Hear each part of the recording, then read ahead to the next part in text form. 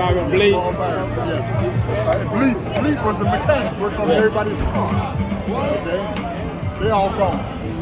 They all gone. They don't still here. Nathan's still here. A lot of these people was born in like the late 30s, huh? No! He's in the 50s. Yeah, the 50s. What did he say, the 30s? No, I saw some people, man. I was looking at some people's, But Bert is 80. He's 80. So he was born in maybe 41, 42. You're around my dad's age. How old is your dad? My dad passed away, but he was born in 44. There you go. How long he been gone? 4 years. He just left. 2018. He fought the war. Which one? Vietnam. He from Vietnam. So when he was born, Like I'm gonna walk around and see who's up in there. Yeah. But my time was better than these times. Even your time. I was about to ask you that too. I was about to say, what is from back then to now? What have you seen change? Everything. Like what? You remember? Well, I don't know if you remember. In the 70s and 80s, it was I Love LA, Randy Newman. I know the And Los Angeles, City of Angels. Okay? I love LA. It was beautiful. You could take a Sunday drive and it was beautiful. Now you drive and you see homelessness, destitute, lostness, people, drug addicts, space cadets in the street. Space cadets meaning they done went up and can't come down. They done smoked some weed or something that is too strong, or they done took some pills, something has happened to them, and their mind is gone. Okay? So it's a sad world. I used to enjoy taking a drive from my house to my mother's house. 15, 20-minute drive. Now that drive on a Saturday looks like I'm going to a third world country. What city are you talking about? What city to what city? Okay. Okay? It's like, well, you know, South Central Los Angeles split up in different segments. You got Inglewood, that's still South Central. Okay? You got the East Side, South Central. You got Compton, South Central. They're just different segments of South Central. But it's a third world looking country now. Trash on the street piled up. Cars parked bumper to bumper. Trash in the back of the trucks that they're not running. Okay? It's like, it's just homelessness. And don't speak on the homelessness people within encampments where they just take over blocks and blocks and blocks. We didn't have that in the 70s and 80s. You want to see that kind of mess, you went downtown to Skid Row. Okay? Now it's widespread. All right? And with homelessness and helplessness, they become aggressive homeless people. Right. So they don't mind losing. Right. Okay? And now we got lawlessness. Right. They snatch and grab. Police ain't doing shit. Police are telling you, don't resist them. The law change. Yeah. Do not try to stop us. Wait, hold on real quick. What did you want? Oh, good. What you wanted to do what? Go ahead, but what was you pointing over there for what? You want to go to the playground? All right, go ahead. The police are telling you, if they're trying to shoplift, let them do it. Snatch and grab, don't try to stop them.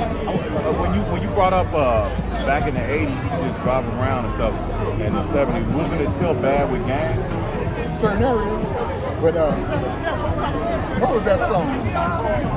Hoes come out at night. Freaks come out at night. Freaks come out at Yeah, night. the freaks come out at night. During the daytime, it was cool to ride around. At Right. night, that's when they got a little unsafe, going to different areas. But I remember back in the day, that was right here in David. They went out the neighborhood and got beat up. And I was like, how the hell you guys go get beat up? I go anywhere in LA and I never get whooped. How you gonna go somewhere and come back to the avenue and say they jumped on me? Where's your respect? Y'all better get your ass back on this line. Right. Because we could go anywhere in this city and be represented. Right. Another thing, what was the deepest the avenues ever got? How many heads? I don't know. Like, Yeah, the avenue is a neighborhood thing. he went out and he lived out the avenue, out in the neighborhood. He really didn't want you in there, the thing, you know? He really didn't want you apart. But that didn't stop people from befriending us. I had lowriders coming over, wanting to befriend, and it was cool. You got to remember, we wasn't no thuggish guys. We wasn't no bad guys. No. And the police saw to it, Teddy Bear gave him everybody's name that he could think of that was in there. The police brought me the list. I got arrested and they brought me the list to my cell and said, Monson, look at this. What the fuck? They had everybody's name on it. Okay? And who had signature at the bottom of it? Teddy Bear. Okay? Now, hey, brother. I'm waiting till you finish. I'm finna bring back some memories on you. Yeah, go ahead. I'm here just to capture. Me and him went to school together. Go ahead. Garden at Fremont. Well, what's your name, man? Carl Wyndham. Okay. Wyndham. Yeah. Were you a Slauson? Yeah. I was smart. What clique? Or chapter? Huh? Village Brothers. That was a long time ago. Yeah, Talk about it. Let's hear about it. Go ahead. Man, a long time. All right. Are you 80 years old now? No. 76? 70. Yeah, you're my age. Wait. Before you walk away, what you about to talk to him about, man? I'm just here to capture the moment. Go ahead. Glad to see. I ain't seen what, 20, 30 years? Long time. And I'm sitting here like I remember you and I don't. Remember old Dave? We all be sitting in the same place. David Harris. Right. David Harris, yeah. Yeah. But we always used to wear cats in school. Yeah, David Harris is my buddy. Right. Yes, Yeah, I just seen his brother move. No, no, that was Buzzer. Oh, you go, David Stevens. Right. Oh, you talking about the other David. Right. That's Buzzer. Yeah, great, that's great. Yeah, but what's his name now? Benny. Benny. All right. Yes, sir. Oh, now you remember, I'm 73, so my recollection is getting shabby now. It wasn't this shabby 2 years ago, but you know, I quit taking my Prevagen. Yes. Bird got the crowd. I wanted to get over there on that table, and then she tried to charge me $100. She said, I do? $100. I said, what? the last time. I got pictures posted up with me right there. I messed up, man. I was supposed to. She's wanted me to I was supposed to bring a table. Yeah. I was supposed to bring chairs. I See, I'm got on the chairs. wrong side. I got a gazebo.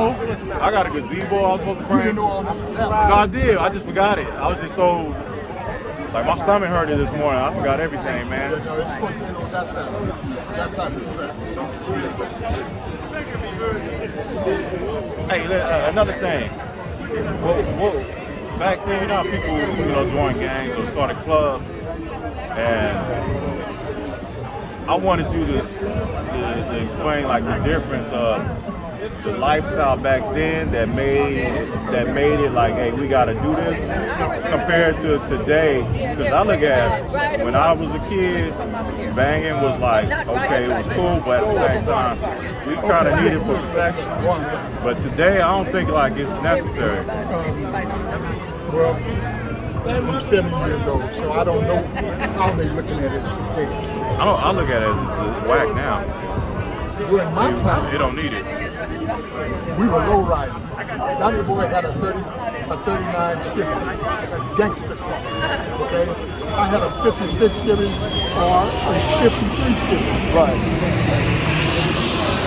On my street, Hooper Avenue, at that time, we still had the street lamp with the dome on the top.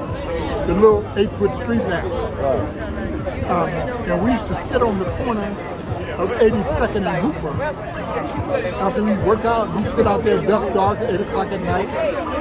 With Donnie Boy with the doors open on that suicide doors and playing the music. And it was Donnie Boy, Gregory Carter, Teddy Bear, and myself. I had named everybody a nickname at that time. So while we were sitting there listening to the music, somebody said, hey, we ought to form a gang. What are we going to call it? I said, shit, we the avenues, because the sign was right there. Wow. The street sign, avenue. I said, and everybody in there going to have to buff out. Everybody got to work out. Okay? And so Gregory said, I ain't working out.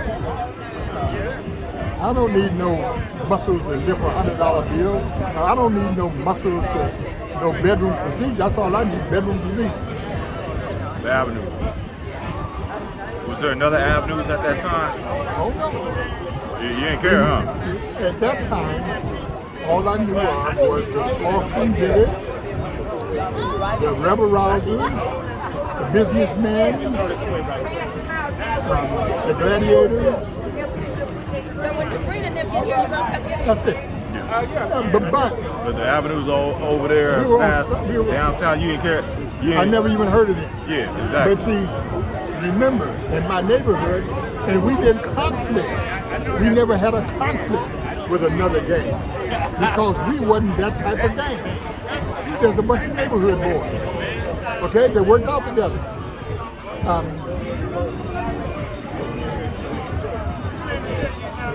No, yeah, I heard about the Latino gang. The Avenue later on, I think after I hit the pen. Okay, but in my neighborhood, no, we never heard of no. And we never ever had a conflict with another gang. Other than a family. Down the street, there was a family called the McCoy. Danny McCoy.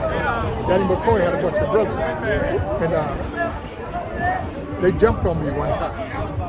Oh, they jumped on me. Right. And after the incident, there was a blood trail going that way, and that way, 4 different blood trails. And I was standing there alone. How old were you? I was 17, 18. What? Because I had just walked from the county jail to home because I didn't have no money to get on the bus. Right. Or to call somebody to come get me. So I walked home, went in there, took me a bath, washed off that gel. I spent the night in jail, washed off that gel, put on my brown pinstripe pants with Crocosat, Right.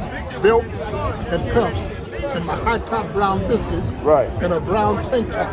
Woo! Silk. And I walked to the corner store. Right. And I looked good, okay? I was on swole. Right. I walked to the corner store, bought me an orange crush soda. When I came out the store, my cousin, a girl, she saw me, we standing there talking, and up drove a 64 Grand Prix. Uh-huh. 4 people jumped out and says I had jumped on their cousin last night and took his leather jacket. And they had a tire iron, the thing that you jack up the car with, Right. and they proceeded to whoop my ass. Uh-huh. They started beating me down. They hit me once, twice, and on the third time, I counted him. Right. Just like a boxer, he count. Right. You know that next punch is coming, but he didn't figure it. Right. On that third one, I caught it and I snatched it, and I wore their ass out. Woo! And look, and then I ran over to the car and broke the windows out the car. And so when my help come, so somebody ran and got Donnie Boy, ran and got my big brother Joe. He come running up the street with 2 German leaders in his hand. What? Okay, he got blood in his eye because they come in the neighborhood jumping on me. Right. But I just got out of jail. Wow.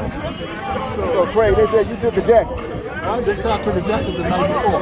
I said I was in jail. I still had my wristband. You think that was the reason, or they just had a problem with you? They had a problem, but they really had a problem now. Yeah. But that night, they lived right down the street. That night, we rolled up on their house. And I walked into the house, and I knocked on the door and asked the mother, where's so-and-so? She said, oh, here's the back room. And me and Donnie Boy walked in there, we both got guns. She don't even know it. We going in there to kill her. I walk in the house, go straight to the bedroom, they sitting on the bunk bed. And they look up and see me standing there. I just threw the jacket back, let them see the gun. I said, that shit y'all pulled today, y'all out of your fucking mind. And Donnie's standing at the door with his gun. I said, look at y'all, they sitting up. Okay? I said, I told you I didn't do it. Y'all stay out of my neighborhood down the street. And I backed them out of there. Okay, like Jesse James, okay? Went and got in that 39 Chevy and drove off.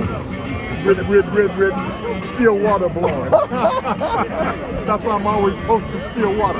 Wow. That was one of my favorite songs back in the day. Yeah. True story. But close to the gang banging, we didn't call it, that wasn't no, they didn't never use that term back then. That was something that they started later. When I got to the penitentiary and I read in the paper about the clips, I'm like, damn. And while I'm reading the shit that happened at the Palladium, one of my homeboys was there. And you met him right now. Okay? He was that one.